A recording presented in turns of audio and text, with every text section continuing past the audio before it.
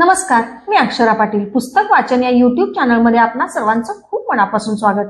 मित्रांनो, शिवाजी सावंत लिखित मृत्युंजय या कादंबरीचं आपण वाचन करीत आहोत. तत्पूर्वी चॅनलवर जर पहिल्यांदाच असाल किंवा चॅनल यापूर्वी सबस्क्राईब करायचं राहून गेलं असेल तर चॅनलला सबस्क्राईब करा आणि व्हिडिओ कसे वाटतात हे कमेंट बॉक्समध्ये नक्की कळवा. कर्ण 12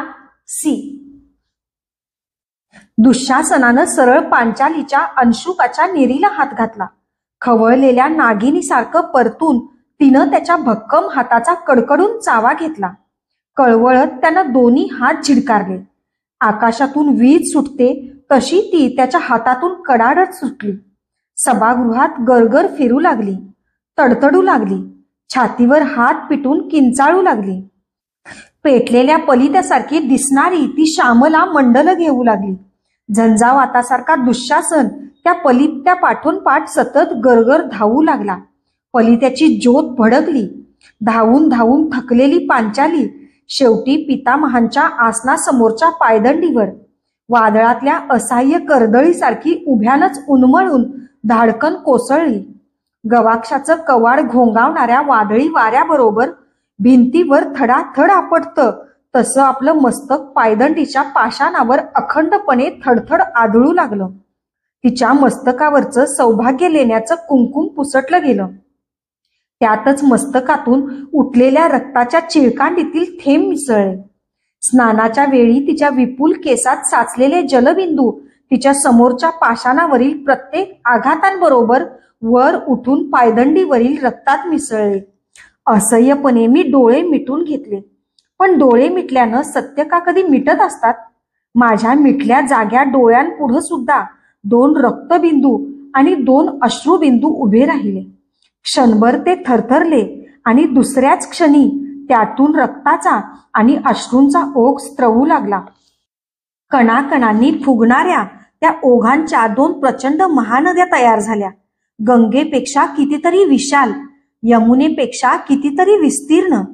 घोंगावत त्यांच्या उफाळणाऱ्या लाटा एकमेकीत मिसळल्या.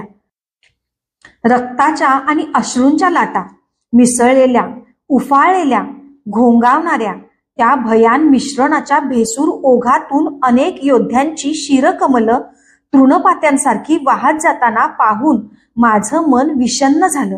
विषण्ण झालं पण भीतीनं थरकलं नाही. पितामह! हंबरड्याच्या आर्ततेनं दचकून मी डोळे उघडले. लाह्यासारखे शब्द फुलत होते. मी महाराज पांडूंची स्नुषा म्हणजे आपली कन्याच आहे. पितामह उठा, या चांडाळांचे हात उखडून टाका. पदर पसरून मी भिक्षा मागते. माझ्या शीलाचा या कुरूंच्या प्राचीन राजसभेत व्यापार मांडू नका.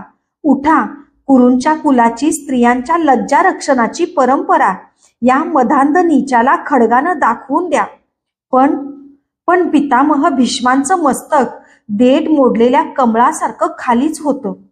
आखाड्यात माझ्यासाठी घुमलेला बाणाच्या टणत्कारासारखा त्यांचा तो कणीदार आवाज पुन्हा राजसभेत घुमेल असं मला वाटलं, पण तो घुमला नाही.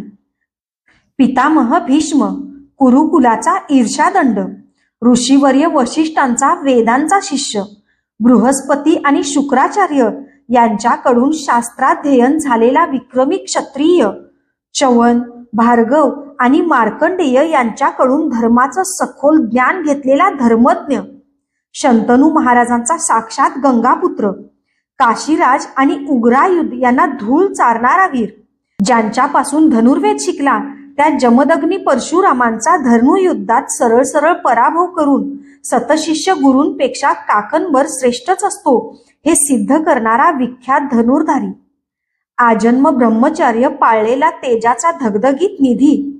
पण तो भीष्मही खाली मान घालून स्तब्ध होता. जीवनचरित्रातला बहुधा पहिलाच असलेला हा पराभव त्या ज्येष्ठ वृद्धानं का स्वीकारला? की काही प्रसंगच मी म्हणविणाऱ्या समर्थांची ही लज्जा लुटण्यासाठीच कुशल नियतीनं योजलेले असतात? पितामह भीष्मांना स्तब्धच पाहून मी डोळे विस्फारले. हातानी छाती पिटत ती ओरडली, महाराज! तिचा आक्रोश सभागृहांच्या छताला भेदून आकाशाच्या वितानाला गदागदा हलवतो आहे की काय असंच मला वाटलं. कानांच्या रंध्रारंध्रात विजा कडकडू लागल्या. कर्णा उठ, कर्णा उठ, घटकान घटका अर्घ्यदान करणाऱ्या सूर्यशिष्या उठ, अंधकाराचं हे साम्राज्य उजळून टाक.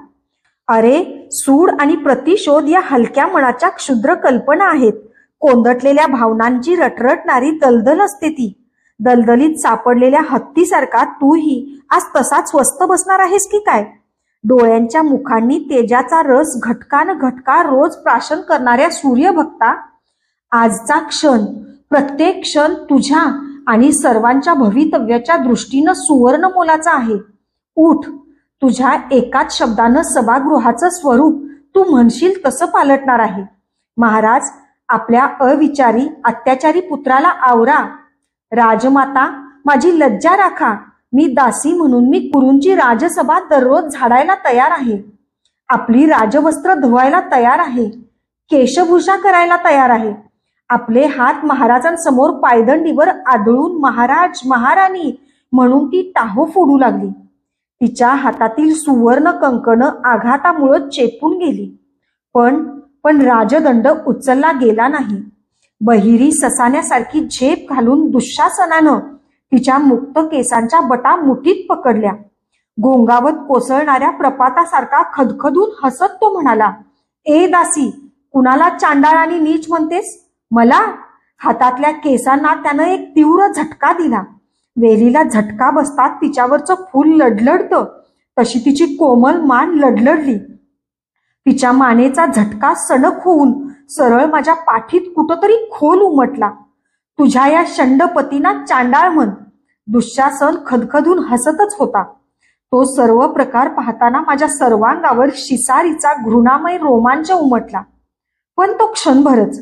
हीच ती गर्वोन्नत मान होती, वारंवार तिरस्कारानं झटकलेली, नको तिथं नको त्या वेळी खुपसलेली, अनेकांना पदोपदी खाली घालायला लावणारी. हीच ती आत्माभिमानी उद्धत स्त्री होती, पांचाली. स्त्री म्हणजे महान मांगल्याचं मनोहर प्रकटन असं म्हणणाऱ्या सर्व भाऊकांना याची कल्पनाही नसेल की हीच स्त्री प्रसंगी विराट विनाशाचं, विरूप विध्वंसाचं केवळ एकमेव कारण ठरू शकते. एकमेव कारण. दुःशासनानं केस धरताच त्याला तसाच आपल्या मागून फरफटत ओढून घेत ती सभागृहातल्या सर्व सभासदांना मोठमोठ्यानं आक्रोशत हाकारू लागली. आचार्य, गुरुदेव द्रोण, कृपाचार्य, गुरुपुत्रा अश्वत्थामन, अमात्य, तुम्ही सर्व स्तब्ध का? कुणीतरी उठा, कुणीतरी उठा. तिच्या स्वरात हृदय भेदणारी आर्तता होती, पण मला ती मुळीच जाणवत नव्हती. का जाणवावी? माझं हृदयच लोखंडासारखं कठीण झालं होतं. अंगावरच्या कवचापेक्षाही अभेद्य. कुणाच्याही आक्रोशानं आता विरघळण्यासारखं त्याच्यात काहीच उरलं नव्हतं. का असावं? कसं असावं? छाती पिटीत हात पसरीत ती प्रत्येकाच्या आसनासमोरून आक्रोशत पुढं सरकू लागली. हस्तिनापुरातील पुरुष श्रेष्ठांनो, समरांगणात तळपणाऱ्या वीर योद्ध्यांनो, कुरूंच्या मानबिंदूंनो, मी असहाय्य अबला पांचाली आज पदर पसरते. मला आपल्या समर्थ बाहूंचं अभय द्या. उठा, या अभागी भगिनीला या दृष्टांच्या हातून वाचवा. स्त्रीच्या कुशीत जन्म घेणाऱ्या शक्तिशाली पुरुषांनो, एका स्त्रीचा हा टाहो तुमच्या पुरुषार्थाला जागृत करीत नाही काय? आसनामागून आसनं मागं टाकीत ती माझ्या दिशेनं येऊ लागली. अश्रूंचे ओघळ बोलताना हलणाऱ्या तिच्या मुखावरून घरंगळत कुंचकित विरत होते. एका क्षणातच ती माझ्या आसनासमोर उभी राहणार होती. हात विस्फारून कळवळून म्हणणार होती, अंगराज, या अभागी अबलेला तुमच्या अजिंक्य अभेद्य कवचामागचं तरी मुख लपवण्यासाठी स्थान आहे काय? अत्याचाराच्या या लोहनीतीला तुमचं अभेद्य कवच तरी आज भेदू शकेल काय? अंगराज कर्ण, पांचालीचं पावित्र्य तुम्ही तरी रक्षू शकाल काय? बस, मित्रद्रोह ठरो वा प्राण जाओत, पण आपल्या समोर हात पसरून उभ्या राहिलेल्या पांचालीच्या पवित्र प्रावरणाला स्पर्शणारा निर्दय निष्ठुर हात खडगाच्या एकाच फटकाऱ्यात निखंदून टाकायचा. केवळ एकाच क्षणानंतर कर्ण कुरूंच्या सभागृहातील एक सभासद राहणार नव्हता. दुर्योधनाच्या प्राणाला प्राण देणारा मित्र त्याचा मित्र राहणार नव्हता. खाली मस्तक घालून मूकपणे अन्यायाला संमती देणारा विवश आश्रित राहणार नव्हता. अपमानाच्या अग्निकुंडात एकाकीपणे होरपळणारा कोंदट सारथी राहणार नव्हता. सुडासाठी तळमळणारा सामान्य कीटक राहणार नव्हता. केवळ एकाच क्षणानंतर आपल्या आश्रयासाठी आलेल्या एका स्त्रीचं रक्षण करणारा तो एक सूर्यशिष्य राहणार होता. एक सत्यपुरुष ठरणार होता. मी माझ्या मनाचे सर्व धागे हळुवारपणे एकत्र बांधले. धाग्यात सुतपुत्र करणं, कुरूंचा योद्धा करणं, अवमानित करणं, सुडांध करणं, सगळ्यांना करकचून एकत्र आवळून मी त्यांना शरीराच्या एका कोनाड्यात फेकून दिलं. किरणांचे असंख्य घोडे उधळीत माझ्यातील सूर्यशिष्य कर्ण उभा टाकला. येईल त्या प्रसंगाला तोंड द्यायला. एका क्षणानंतर जे नाट्य घडणार होतं ते खरोखरच सर्वांना प्रचंड धक्का देणारं होतं. विरोधासाठी कुरूंची सर्व सभा जरी आता उभी ठाकली असती तरी कुणाचाही हात कर्णापाठी उभ्या राहिलेल्या पांचालीवर पडला नसता. स्त्री दाक्षिण्याचा भोंगळ टेच त्यात असणार नव्हता. पांडवावरच्या दयेची जाणीव त्यात आता राहणार नव्हती. स्वतःच्या पौरुषाचं प्रदर्शन तर मुळीच असणार नव्हतं. आश्रार्थीला दिलेलं ते केवळ एक अभयदान ठरणार होतं. केवळ अभयदान. कर्णा, माझी लज्जा राख म्हणून हस्तिनापुरातल्या कोणत्याही सामान्य स्त्रीनं जरी आकांतानं माझ्याकडे धाव घेतली असती तरी कधीही आणि कोणत्याही प्रसंगी मी तिला हे आणि हेच दान दिलं असतं. ही तर पांचाली होती. स्वतःचं जीवनदान देऊन सुद्धा मी तिचं रक्षण केलं असतं. एक हात पसरून दुसऱ्या हातानं दुःशासनाला ढकलून देत देत ती आसनामागून आसनासमोर आक्रोशात पुढं सरकू लागली.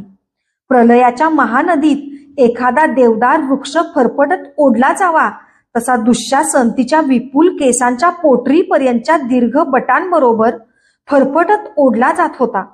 एक स्त्री असून ही दुःशासनासारख्या द्वंद्व योद्ध्यालाही ती मुळीच आवरत नव्हती. आपल्या पौरुषाला एका स्त्रीचं हे जळजळीत आव्हान दुःशासनाला असह्य झालं होतं. चिघळून चेतावलेला दुःशासन तिच्या बटांच्या आणि मनगटाभोवती विळखा घालून तिच्या मानेला वारंवार झटके देत तिला घायाळ करणारा क्रूर प्रयत्न करीत होता. त्याला सभागृहात द्रौपदीशिवाय काहीच दिसत नसावं, ऐकू येत नसावं. ऊर्णनाभ, चित्रचाप, दृढवर्मन, निशंगीन, महाभाऊ, विशालाक्ष, चित्रवर्मन, सोमकीर्ती प्रत्येकासमोर टाहो फोडून ती त्यांच्यातील वीरत्वाला आव्हान देत होती. दीनवाणी, अतिशय दीनवाणी मुद्रा करून हंबरडा फोडत होती. वादळात, घनदाट अरण्यात वाट चुकलेल्या एकाकी गायीसारखी कुणीही वर उठत नव्हतं. माझ्या उजव्या हाताच्या आसनावर बसलेल्या युवराज पद्मनाभाला तिनं कळवळून साद घातली. युवराज पद्मनाभन आखाड्यातल्या सहस्र मुखांनी केलेला अर्जुनाचा आणि माझा जय जयकार जेवढा तीव्र नव्हता तेवढा तिचा एकटीचा आक्रोश तीव्र होता. पण पद्मनाभानं मस्तक उंचावलं नाही. पुढच्याच क्षणी ती माझ्या आसनासमोर डबडबलेल्या नेत्रांनी उभी राहिली. माझ्या जीवनक्रमात असे कितीतरी आमूलाग्र वळण देणारे अविस्मरणीय क्षण होते. त्या क्षणाक्षणांनीच माझं सारं जीवन चितारलं होतं. त्या सर्व क्षणात हा क्षणच अत्यंत महत्वाचा होता, कळसाचा होता. माझी कुंडलं एकाकी सरसरू लागली. ती माझ्या पुढं दीनवाणी उभी राहिली म्हणून नव्हे, एका आवेगातच ती मला आव्हान करणार होती आणि काय घडणार होतं ते माझं मलाच सांगता येणार नव्हतं. आसनं सोडून सरळ मध्यभागावर मी झेप घेणार होतो. एक क्षणभरच तिनं माझ्याकडे पाहिलं. नित्याची आत्मोन्नत क्षत्राणीची एखादी साधीशी छटाही तिच्या डोळ्यात नव्हती असं मला वाटलं. पण ते क्षणभरच. आसनावरून उठत कमरेच्या खडगाची मूठ पकडून मी ताठ उभा राहिलो. तिचा केवळ एकच शब्द तिच्या ओठाबाहेर आता उमटणार होता, अंगराज. आणि दुसऱ्याच क्षणी जरासंधाशी जुंपली तशी माझी दुःशासनाशी जुंपणार होती. मी उठलेला पाहताच पितामह, अमात्य, अश्वत्थामा, कृपाचार्य, गुरु द्रोण सर्वांनी आपली मस्तकं आश्चर्यानं उंचावली. सारंग पक्षाच्या थव्यासारखे माझे शरीरातले रक्ताचे कण उधळले होते. गंगेकाठी ग्रीष्मात तापणाऱ्या पाषाणासारखं शरीर रसरसून तापलं होतं. कानात शंखनादासारखी अबोध शीळ घुमत होती. मी आपले कान त्या एका शब्दासाठी टवकारले, पण एक शब्दही न उच्चारता ती खाली मान घालून तशीच पुढं सरकली, मूकपणे आतल्या आत स्पुंदत. का कुणास ठाऊक माझ्या मस्तकावर सहस्र विजा कोसळल्याचाच मला भास झाला. तशी का पुढं सरकली ती? कोणत्या भावनेनं? एका सूतपुत्रापुढं एका क्षत्रानीनं आपला दीनवाणेपणा का पसरावा म्हणूनच की काय? परत मस्तकाच्या वारुळात असंख्य प्रश्नांच्या भुजंगाने फणा उभारल्या. अनावर घोड्यांसारखे विचार उधळले. त्यांच्या टापाखाली संयम, विवेक, औदार्य, सहृदयता या जगातील सर्वश्रेष्ठ सद्गुणांची रक्ताळलेली शरीर प्राण जाईपर्यंत तडफडू लागली. दोन्ही कानांवर हात ठेवून तिला कंठरवानं ओरडून सांगावंसं वाटलं, इतक्या कंठरवानं की त्या नादानं अंगावरच्या अभेद्य कवचालाही तडे पडावेत, की मी सुतपुत्र नाही, मी अंगराज आहे. हातातील खडगाची मूठ थरथरू लागली. उभं राहणं अशक्य झाल्यानं तसाच आसनावर कोसळलो. मन, शरीर, जाणीव सर्व बधीर सुन्न झालं होतं. अंगावर अभेद्य कवच देणाऱ्या योद्ध्याला मनावरही अभेद्य कवच द्यायला नियती का विसरते? स्वतःच्या स्वयंवरात वाटेल ते बोलून घेऊन तिनं माझ्या मानी मनाच्या सततच्या चिंधड्या केल्या होत्या. आणि आज काही न बोलता तिनं लत्तेच्या एकाच प्रहारात त्या धुळीत फेकल्या होत्या. अंगावरची तलम राजवस्त्र आणि मस्तकावरचा मुकुट यात सजलेला. सभागृहात बसलेला केवळ एक वृषभ यापेक्षा कर्ण तिला अधिक असा काहीच वाटला नाही काय? सामान्यातल्या सामान राजपुत्रापुढं पसरलेला हात तिला अंगराज कर्णापुढं मात्र पसरावा असं का वाटलं नाही?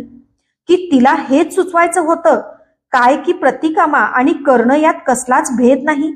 वनवातल्या आरण्यातून हत्तीचे कळप ची ची करत एकमेकांना अंग घासून नुसते धावतच सुटतात, तसे असंख्य विचार माझ्या मस्तकात धावू लागले. विचार आणि शंका यांच्या अखंड माऱ्यानं मस्तकाचा कुंभ तडकणार की काय म्हणून मी तो हाताने आवळून धरला. सर्व आसनांसमोर लाथाडलेली, धापावणारी, केश विखुरलेली ती दासी दुःशासनानं निर्वाणीच्या बलानं सभागृहाच्या मध्यभागी आणली. दासी, होय दासीच. सर्व कुरु राजपुत्रांसाठी ती दासी होती, द्यूतानं ठरवलेली. पण माझ्यासाठी ती दासीपेक्षाही हीन होती, जीवनातल्या सत्यांनी ठरवलेली. धन्यवाद. अशाच वेगवेगळ्या विषयांवरच्या पुस्तकं, कविता आणि लेखांसाठी पुस्तक वाचन बाय अक्षरा पाटील या चॅनलला सबस्क्राईब करा आणि व्हिडिओ कसे वाटतात ते कमेंट बॉक्समध्ये जरूर कळवा. थँक्यू.